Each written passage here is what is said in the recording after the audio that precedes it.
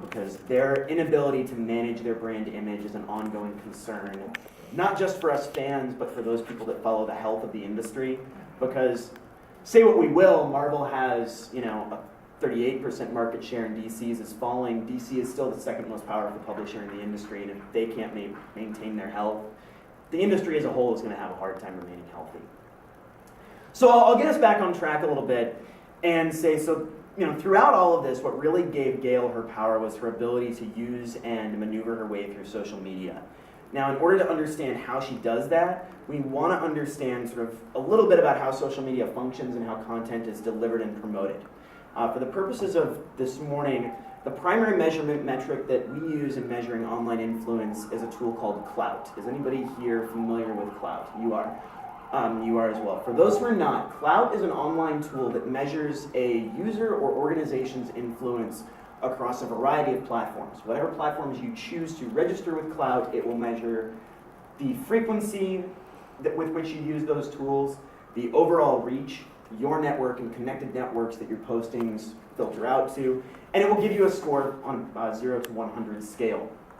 Now, to put that in perspective, someone like myself who runs a relatively minor, but we post frequently, comics website, will have a Clout score that hovers generally in the neighborhood of between 60 and 65.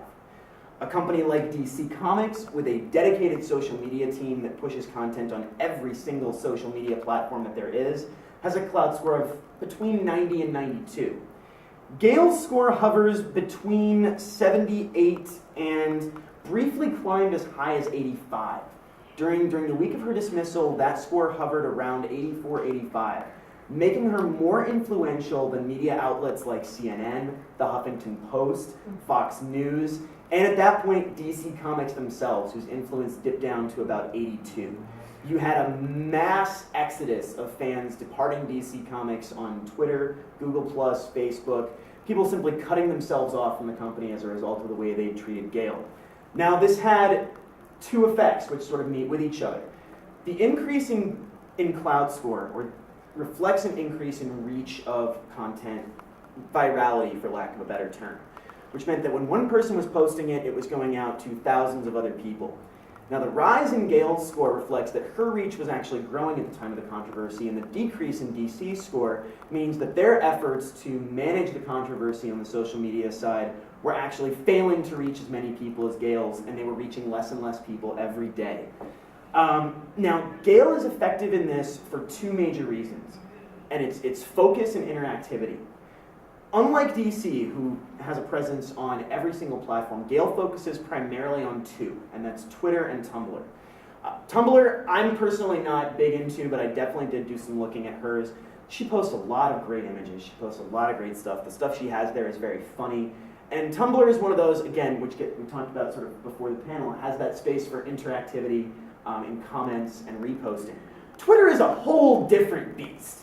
If you've ever had the fun experience of talking with her while she's, say, paneling somewhere, sitting at a table at a con, she is a Twitter junkie. She loves posting everything about anything on Twitter, whether it's comics related or not. And that's really where her success comes from.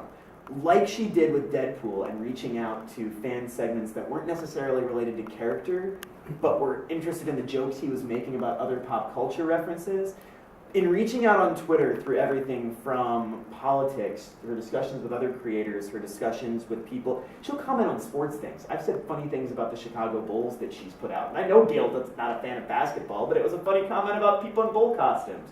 She will interact with anybody as long as she thinks it's funny. That mastery of community development we call signal boosting. And by signal boosting the events around her firing and rehiring, all she had to do was give a brief statement on her network. And really, in the end, her ability to utilize social media is an indication of one really specific trend in the industry, and that is creators dominating the industry. Her ability to outmatch DC in terms of the PR war shows that creators can contend with companies on a more than equal footing in terms of delivering their message to a huge section of the market. And as a result, they now have more power over the industry than they have ever had at any previous time in history, which is a remarkable shift, not just in comics, but in terms of labor relations between employers and employees as a whole. This is an individual who has a significant amount of influence over a multi-billion-dollar international conglomerate, has the ability to affect the overall operations of one of their major segments of their company. I'm pretty sure Brian Cunningham is no longer with DC. This is somebody who 20 years ago was a hairdresser and now has executives at Warner Brothers making hiring and firing decisions based on what she does online. That is a remarkable commentary on the power of social media and the power of engagement, because what makes Gail unique in all of this, as it has throughout her entire career, is that it's always been about the conversation. It's always been about dialogue. You go back to her earliest pieces on Yabs, it was dialogue. You go back to what made Deadpool great, it was not only the dialogue in the book, but the dialogue with the fans. Everything that she's done has been about highlighting interaction, highlighting relationship. And she's learned to use that relationship and her relationship with fans to become the most powerful woman in comics right now. So that's it for me in terms of my massive spiel of information. How much time do I have left here before I give Mike a chance to talk?